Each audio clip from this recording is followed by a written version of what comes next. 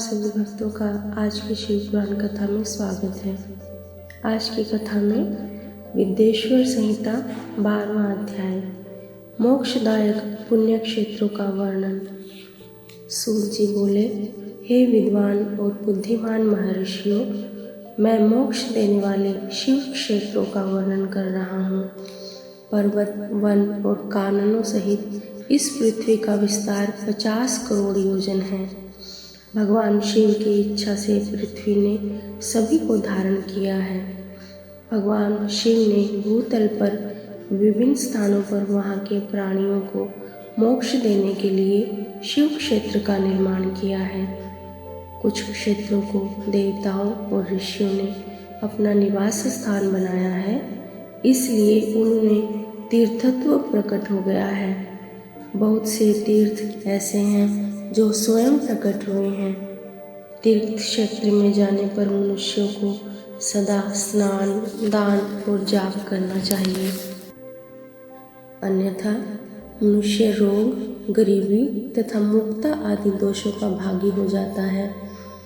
जो मनुष्य अपने देश में मृत्यु को प्राप्त होता है, वह इस पुण्य के फल से दोबारा मनुष्य योनि प्राप्त करता है, परंतु पापी मनुष्य दुर्गति को ही प्राप्त होता है।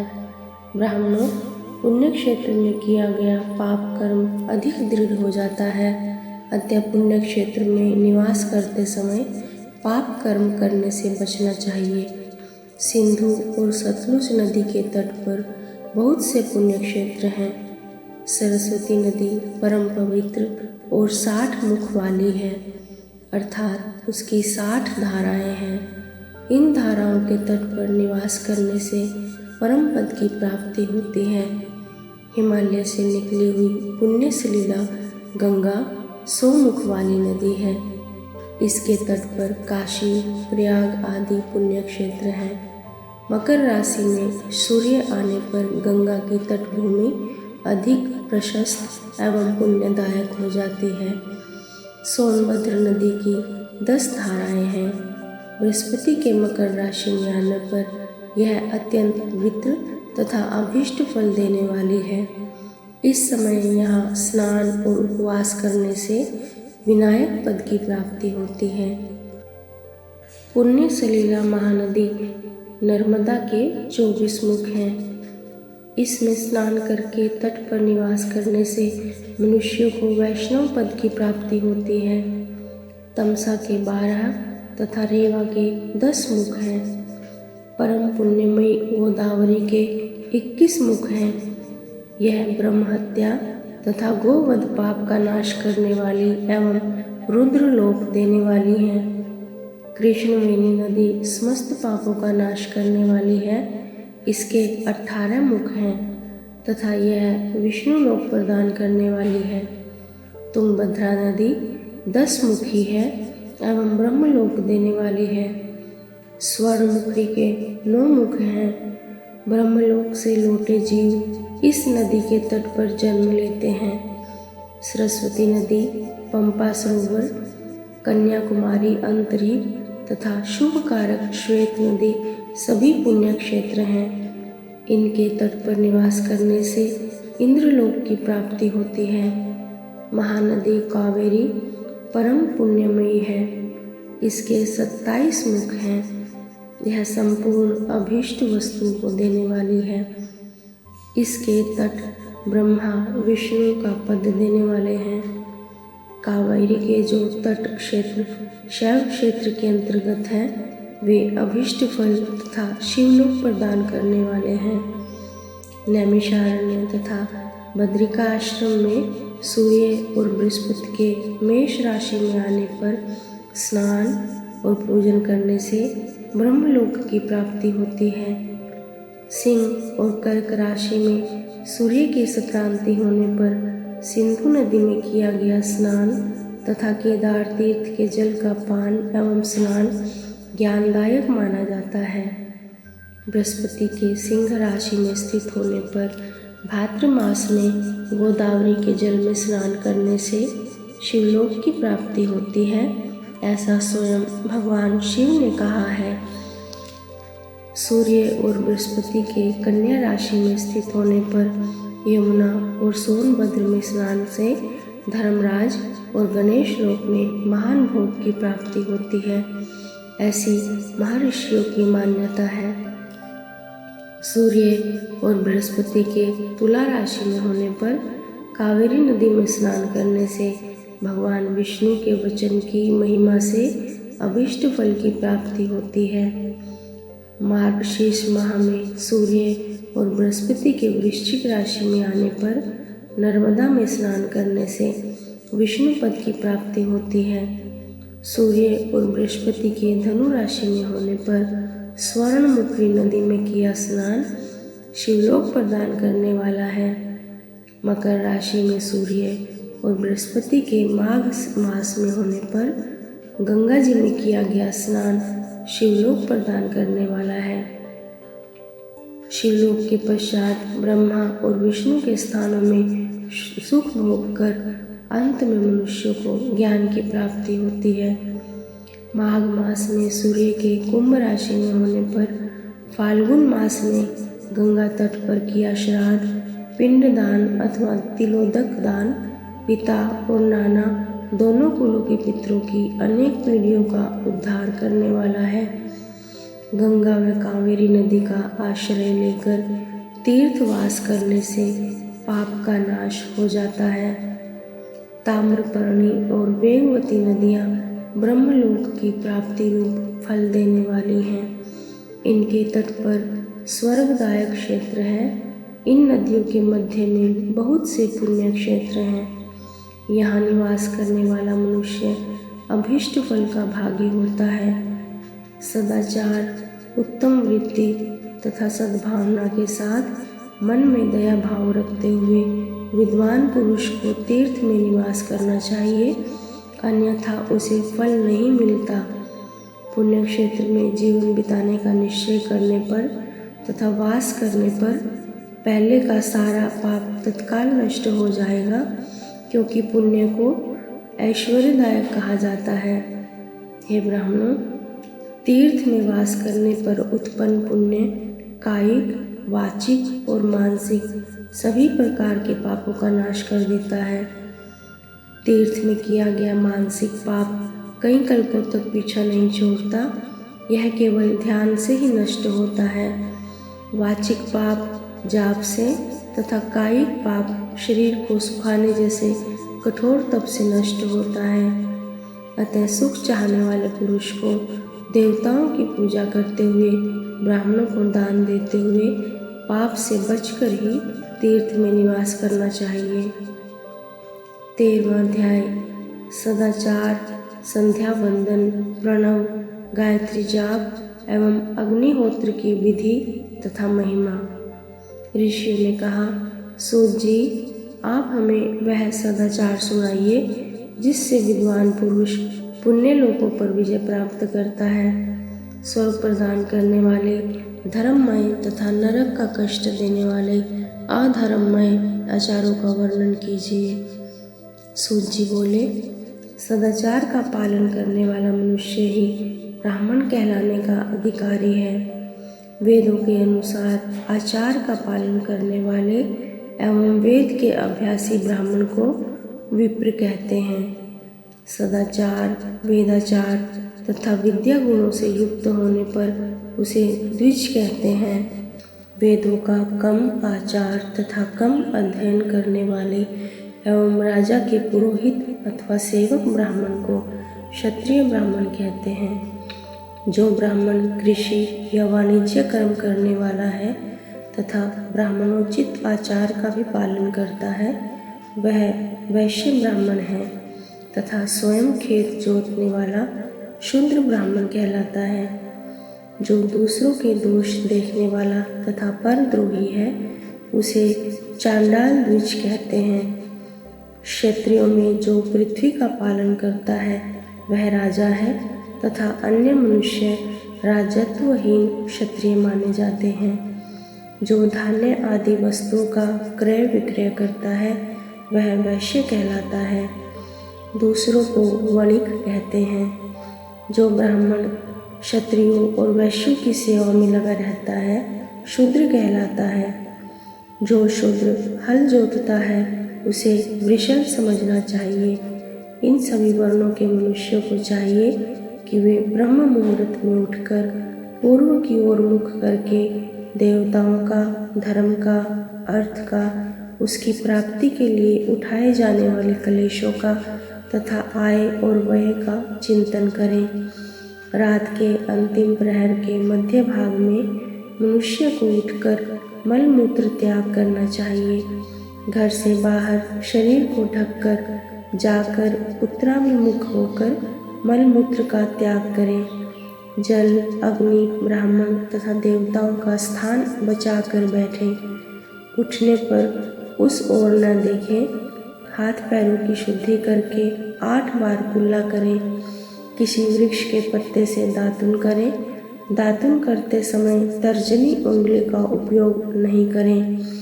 तदंतर जल संबंधी देवताओं को नमस्कार कर मंत्र पाठ करते हुए जलाशय में स्नान करें।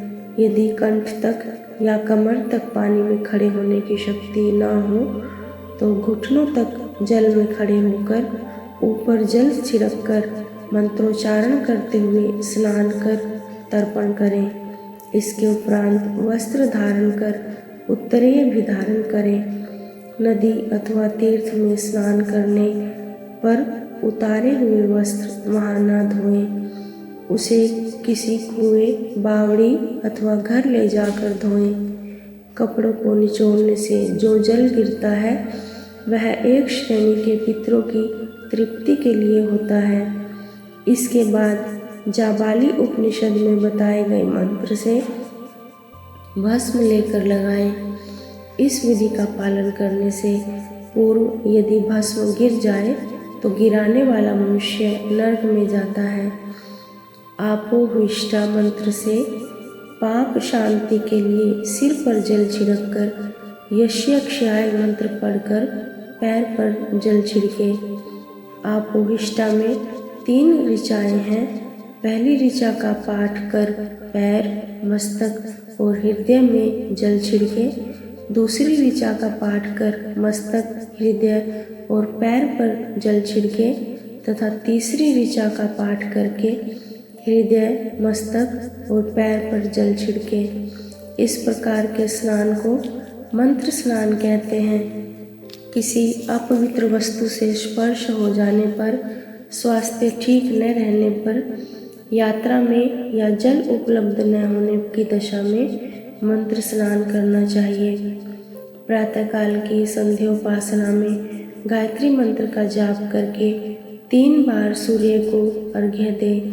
मध्याह्न में गायत्री मंत्र का उच्चारण कर सूर्य को 1 अर्घ्य देना चाहिए। सायंकाल में पश्चिम की ओर मुख करके पृथ्वी पर ही सूर्य को अर्घ्य दें। सायंकाल में सूर्यास्त से 2 घड़ी पहले की गई संध्या का कोई महत्व नहीं होता। ठीक समय पर ही संध्या होनी चाहिए। यदि संध्योपासना किए बिना 1 दिन बीत जाए तो उसके प्रायश्चित हेतु अगली संध्या के समय 100 गायत्री मंत्र का जाप करें। 10 दिन छूटने पर 1 लाख तथा 1 माह छूटने पर अपना उपनयन संस्कार कराएं। अर्थ सिद्धि के लिए ईश, गौरी, कार्तिकेय, विष्णु, ब्रह्मा, चंद्रमा और यम व अन्य देवताओं का शुद्ध जल से तर्पण करें। तीर्थ के दक्षिण में, मंत्रालय में, देवालय में अथवा घर में आसन पर बैठकर अपनी बुद्धि को स्थिर कर देवताओं को नमस्कार कर प्रणव मंत्र का जाप करने के पश्चात गायत्री मंत्र का जाप करें। प्रणव के अ, ओ और मैं तीनों अक्षरों में जीव और ब्रह्म की एकता का प्रतिपादन होता है। अतः प्रणव मंत्र का जाप करते समय मन में यह भावना होनी चाहिए कि हम तीनों लोकों की सृष्टि करने वाले ब्रह्मा, पालन करने वाले विष्णु तथा संहार करने वाले रुद्र की उपासना कर रहे हैं।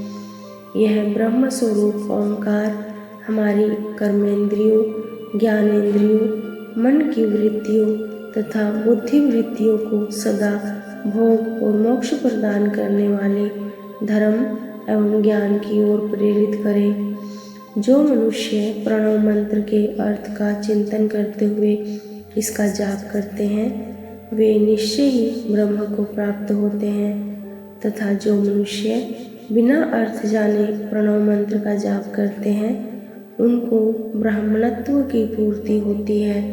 इस हेतु श्रेष्ठ ब्राह्मण को प्रतिदिन प्रातःकाल 1 सहस्त्र गायत्री मंत्र का जाप करना चाहिए, मध्याह्न में 100 बार तथा साय 28 बार जाप करें।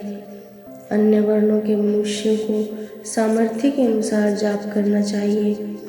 हमारे शरीर के भीतर मूलाधार, स्वादिष्ठान, मणिपुर, अनाहत, आज्ञा और सहस्त्रसार नामक 6 चक्र हैं। इन चक्रों में क्रमशः विद्येश्वर, ब्रह्म, विष्णु, ईश, जीवात्मा और परमेश्वर स्थित है। सद्भावना पूर्वक श्वास के साथ सोहम का जाप करें। सहस्त्र बार किया गया जाप ब्रह्मलोक प्रदान करने वाला है। 100 बार किए जाप से इंद्र पद की प्राप्ति होती है। आत्मरक्षा के लिए जो मनुष्य अल्प मात्रा में इसका जाप करता है वह ब्राह्मण कुल में जन्म लेता है।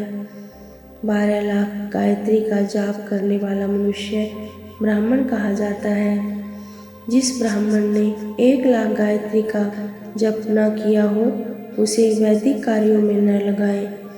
यदि एक दिन उल्लंघन हो जाए तो अगले दिन उसके बदले में उतने अधिक मंत्रों का जाप करना चाहिए।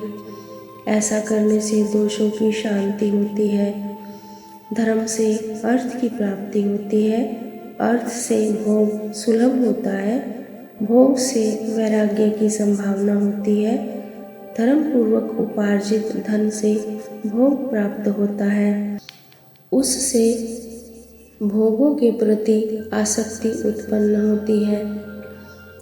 मनुष्य धर्म से धन पाता है एवं तपस्याओं से दिव्य रूप प्राप्त करता है। कामनाओं का त्याग करने से अंतःकरण की शुद्धि होती है, उस शुद्धि से ज्ञान का उदय होता है। सतयुग में तप को तथा कलयुग में दान को धर्म का अच्छा साधन माना गया है। सतयुग में ध्यान से, त्रेता में तपस्या से, द्वापर में यज्ञ करने से ज्ञान की वृद्धि होती है, परंतु कलयुग में प्रतिमा की पूजा से ज्ञान लाभ होता है। अधर्म हिंसात्मक और दुख देने वाला है। धर्म से सुख व अभ्युदय की प्राप्ति होती है। दुराचार से दुख तथा सदाचार से सुख मिलता है। अतः भोग और मोक्ष की सिद्धि के लिए धर्म का उपार्जन करना चाहिए। किसी ब्राह्मण को 100 वर्ष के जीवन के निर्वाह की सामग्री देने पर ही ब्रह्मलोक की प्राप्ति होती है। 1 सहस्त्र चांद्रायण व्रत का अनुष्ठान ब्रह्मलोकदायक माना जाता है। दान देने वाला पुरुष जिस देवता को सामने रखकर दान करता है, अर्थात जिस देवता को वह दान द्वारा प्रसन्न करना चाहता है, उसी देवता का लोक उसे प्राप्त होता है। धनहीन पुरुष तपस्या कर अक्षय सुख को प्राप्त कर सकते हैं। ब्राह्मण को दान ग्रहण कर तथा यज्ञ करके धन का अर्जन करना चाहिए।